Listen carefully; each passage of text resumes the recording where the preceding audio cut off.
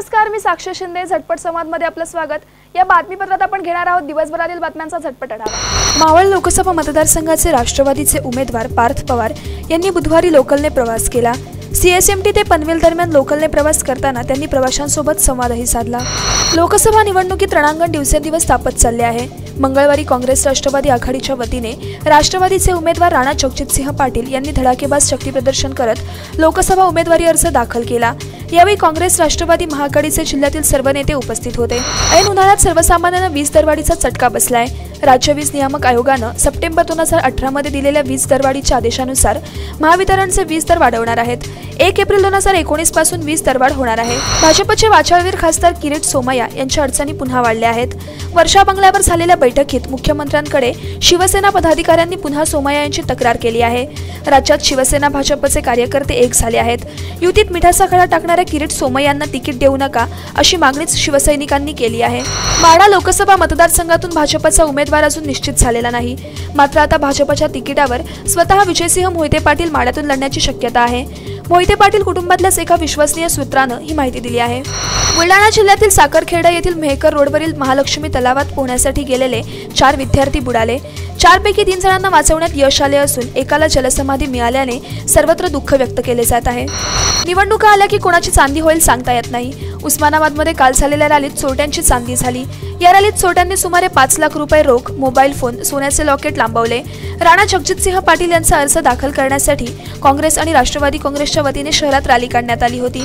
शेतकऱ्यांच्या नावे 550 कोटी रुपयांचा बोगस कर्ज काढणाऱ्या गंगाखेड येथील प्रसिद्ध उद्योजक गंगाखेड शुगर्सचे चेअरमन रत्नाकर गुट्टेला अटक करण्यात आली आहे. औरंगाबाद CIDने ही कारवाई केली आहे.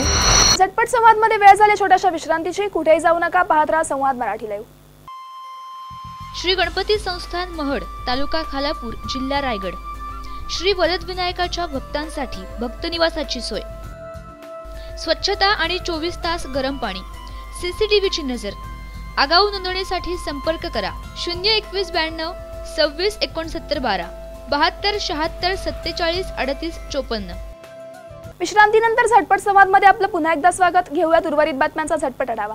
शिवसेना भाजप युतीला भरघोस यश मिळू दे अशी प्रार्थना शिवसेना पक्षप्रमुख उद्धव ठाकरे यांनी एकविरा देवीच्या चरणी केली.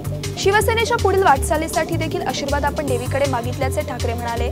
बुधवारी सहकुटुंब त्यांनी कार्ला येथील एकविरा देवीचे दर्शन घेतले. गेटवे ऑफ रत्नागिरीला मांडवी बंदर म्हणून ओळखले जाते. काही वर्षांपासून या बंदराची अवस्था अतिशय दयनीय झाली होती.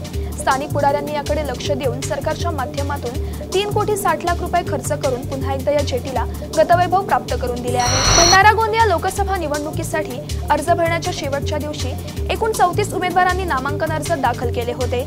या अर्जाची छाननी करण्यात आली. छाननीनंतर 34 पैकी 11 उमेदवारांचे अर्ज अवैध झाले असून 23 उमेदवारांचे अर्ज वैध ठरले आहेत. सावंतवाडी संस्थान असताना वेंगुर्ले मठगाव संस्थानचा एक भाग होते. सुमारे 800 वर्षांपूर्वीपासून मठगावच्या या उत्सवास ऐतिहासिक परंपरा लाभलेली आहे. त्यावेळीच्या स्वाऱ्या करून विजय संपादन केला त्याची एक आठवण म्हणून आजही मठगावात घोडेमोडणी ही प्रथा अविरतपणे सुरू आहे. ST महामंडळात निवड झालेल्या चालक आणि वाहकांना नियुक्तीचे आदेश न देता नव्याने पदभरतीच्या नवीन नियुक्तीला मुंबई खंडपीठाच्या नागपूर उच्च न्यायालयाने स्थगिती दिली आहे. बीड पर्ले रोडवरील वैद्यनाथ सहकारी साखर कारखान्यामध्ये दुपारी वाढत्या तापमानामुळे बायोगॅसला अचानक आग लागल्याने लाखो रुपयांचे नुकसान झाले. आगीवर नियंत्रण मिळवण्यात अग्निशमन दलाला यश आले आहे.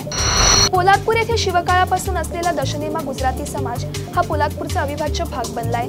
या समाजाचा सावित्री तिरी घाटावर श्रीदेवी गंगामाता उत्सव होलिकोत्सवामध्ये 6 दिवस साजरा केला जातो. झटपट संवादमध्ये वेळ झाली इथेच थांबण्याची. पुन्हा भेटूयात पुढील बातमीपत्रात. तोपर्यंत नमस्कार.